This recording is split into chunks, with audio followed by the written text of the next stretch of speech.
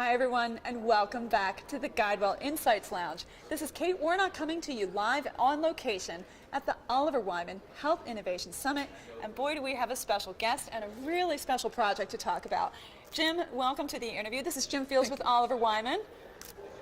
Yeah, Jim Fields with Oliver Wyman. I lead the health services team here and have been launching Practicing Wisely over the last year in conjunction with Dr. Marty McCary from Johns Hopkins. All right, so let's first talk about what this is, and then we'll go into how it connects to your project. Sure. So we partnered with the Strangers Project. Brandon Doman has been doing this, collecting stories all across the country, asking people to share anonymously their story.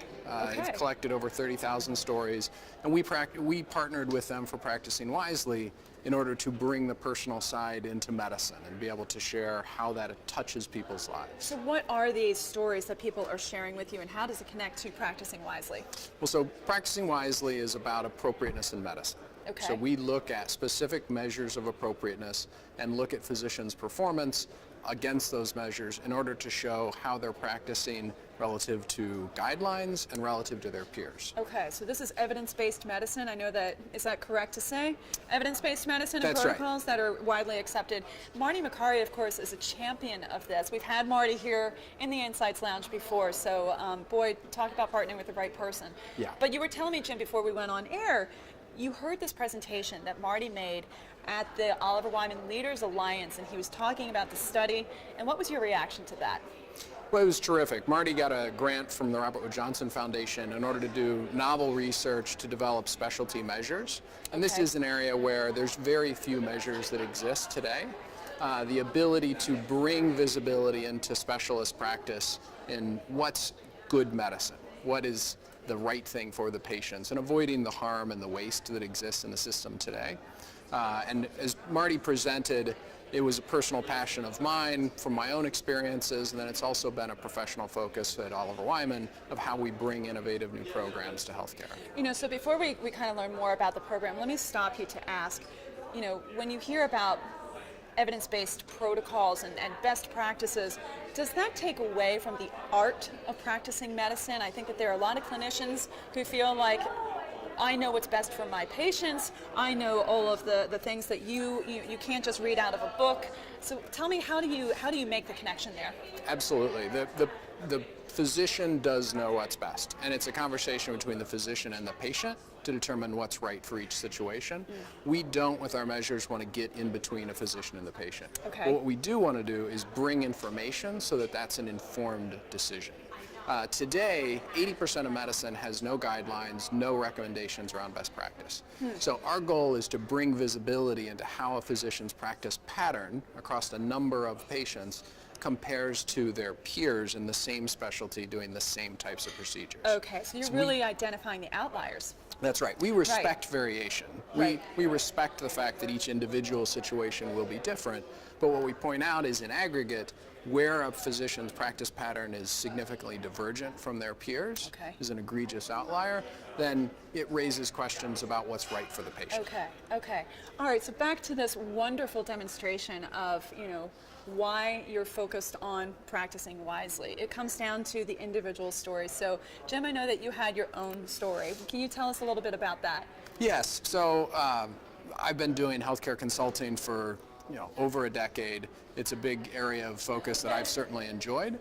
It became much more real to me with my own family and our own healthcare situations. I've got 3 beautiful children. 2 of my kids have special needs, pretty significant medical conditions.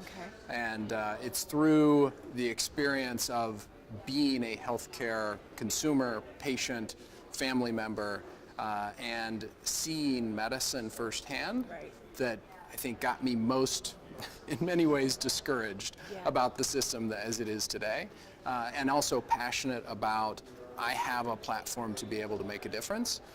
So it was using that experience and listening to Marty talk about the research that he was done, where we said, let's take this out of the lab and let's get it into the market so it can make a difference. So Jim, being a parent, I am sure, and a healthcare strategist, I have no doubt that you probably became as educated about your children's conditions as is possible, outside of medical school. How did you find that knowledge Was that received well when you maybe questioned the kind of care that your children were receiving? Was it in line with what you had observed, or were you finding some outliers on your own? No question that we found some outliers. I think Yeah. some physicians were incredibly receptive to the fact that we were engaged parents, that we were very knowledgeable about the condition, and welcomed our participation in that process. Others saw it as their job to dictate care and our job to receive it. Right. And that was a less pleasant experience as Right. we became very active in setting the care plan for our kids and making it clear that we viewed their input as critically important, and we were the decision makers for the care of our children, and that was going to shape how the medical decisions were going to play So out. Jim, I mean, I think that your own experience really reflects another big theme here at the Health Innovation Summit, which is the consumer of the future. So Meet Dawn was Right. an experiential exhibit. Hopefully we're going to hear a little bit more about that, but you yourself became hyper educated, you became the advocate, you became someone who questioned what was being told to you. And I think that that's your right, and I think that your experience, you had some providers that were highly receptive and others that weren't. How do you think the health industry and stories like this, the Practicing Wisely project, might really help further not just the clinician's ability to practice better medicine, but put that consumer more in a position where they're not having to fight quite as much to have their opinions or their questions heard? Yeah, there's 20% of healthcare is viewed as harmful and wasteful.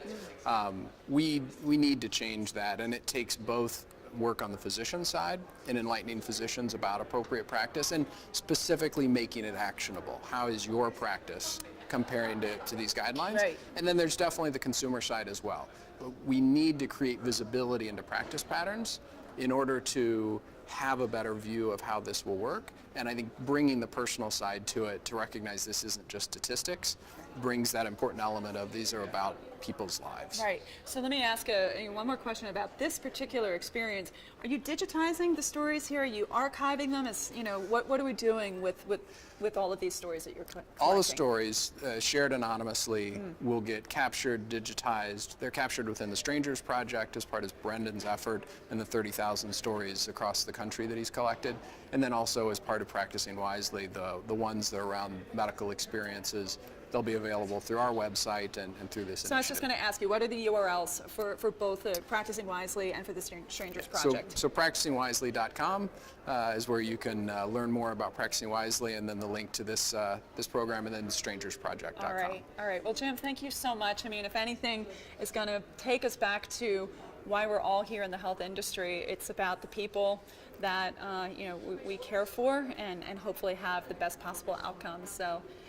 Thank you so much for sharing this experience with us and for leading this wonderful project. I know that we'll be keeping tabs and hopefully get to talk to you about it next year and all the success that you're finding with it. Great. Thank you very much. All right, Jim. Well, thank you so much. This is Kate Warnock coming to you live. Thank you so much for watching.